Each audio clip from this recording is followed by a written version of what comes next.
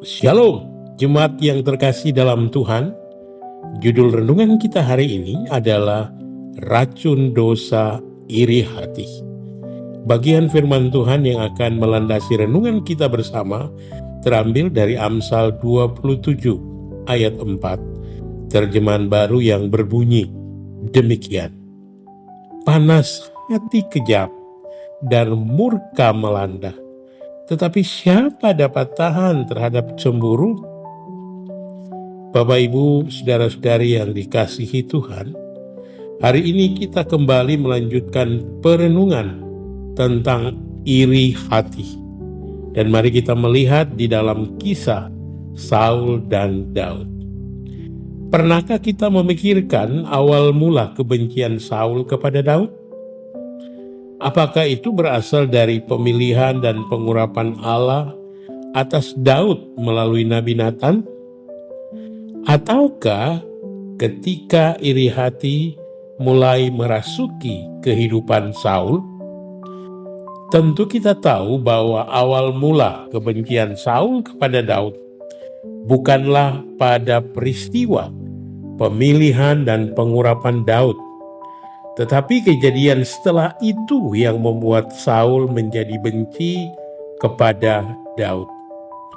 Ketika Daud diurapi menjadi raja, walaupun belum resmi menggantikan Saul, tetapi Tuhan memberkati Daud sehingga ia mengalahkan Goliat dan menuai puji-pujian dari perempuan-perempuan Israel yang menyanyikan, Saul mengalahkan beribu-ribu musuh, tetapi Daud berlaksa-laksa. Lalu bangkitlah amarah Saul dengan sangat, dan perkataan itu menyebalkan hatinya, sebab pikirnya, kepada Daud diperhitungkan mereka berlaksa-laksa, tetapi kepadaku diperhitungkannya beribu-ribu. Akhir-akhirnya jabatan raja itu pun jatuh kepadanya. Sejak hari itu, maka Saul selalu mendengki Daud dan merencanakan strategi pembunuhan Daud. Berbagai upaya Saul lakukan, tetapi tidak ada yang berhasil, sebab Tuhan menjaga dan melindungi Daud. Pujian, Saul menjadi benci kepada Daud hanya karena semua pujian dan nyanyian yang ditujukan kepada Daud. Dan hal itu begitu melukai egonya. Hal itu bukanlah hal yang menyenangkan bagi seseorang yang begitu memandang dirinya lebih tinggi dibandingkan orang lain, sehingga ketika ada orang lain yang lebih unggul dari dirinya, maka ia melihatnya sebagai saingan. Saudara, perasaannya menjadi tidak tenang, dan ia akan mengerahkan seluruh kemampuannya untuk menyingkirkan saingan tersebut. Bapak Ibu yang dikasihi Tuhan, hal yang sama pun juga kita jumpai dalam kehidupan kita saat ini. Sehingga benarlah Amsal yang melandasi renungan kita hari ini.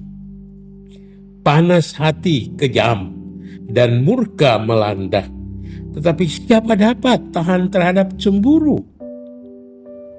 Bagian ini menggambarkan dampak negatif dari perasaan amarah dan murka yang lahir dari kecemburuan atau iri hati terhadap orang lain.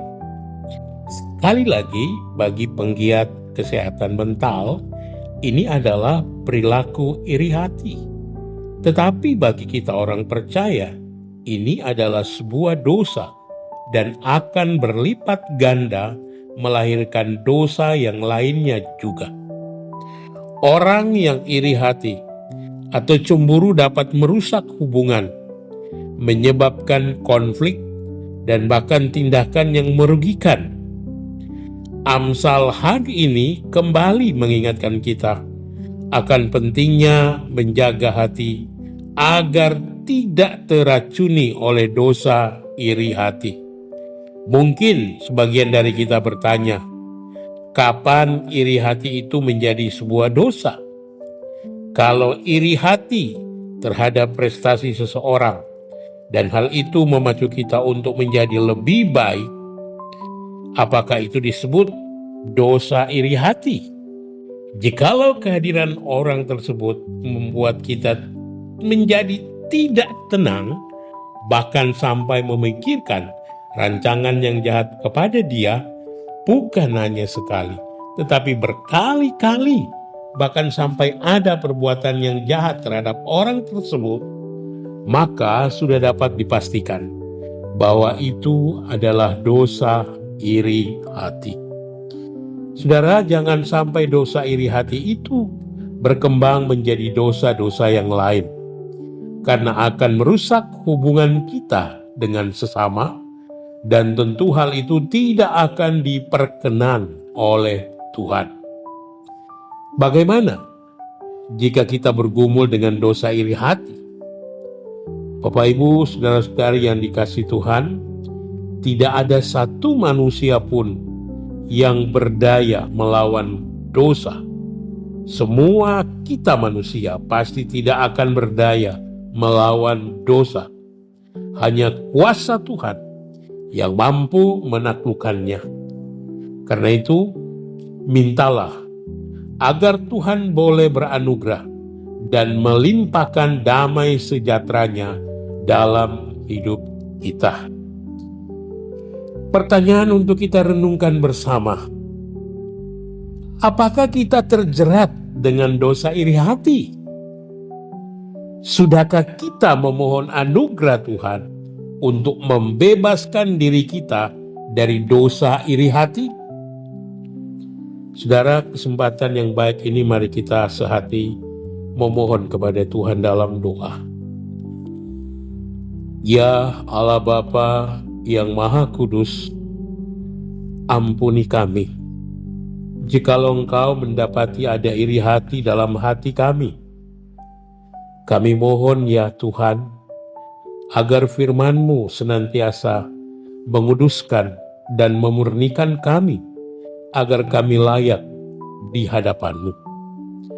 Bentuklah kami ya Tuhan, agar semakin hari kami semakin menyerupai Kristus di dalam hidup kami. Demi nama Yesus kami berdoa. Amin. Bapak Ibu yang dikasihi Tuhan, saudara-saudara terkasih, demikianlah renungan kita bersama pada hari ini. Kiranya kita boleh terus bertumbuh hari-hari ke sehari di dalam kasih dan anugerah Tuhan. Kiranya Tuhan Yesus memberkati kita senantiasa. Amin.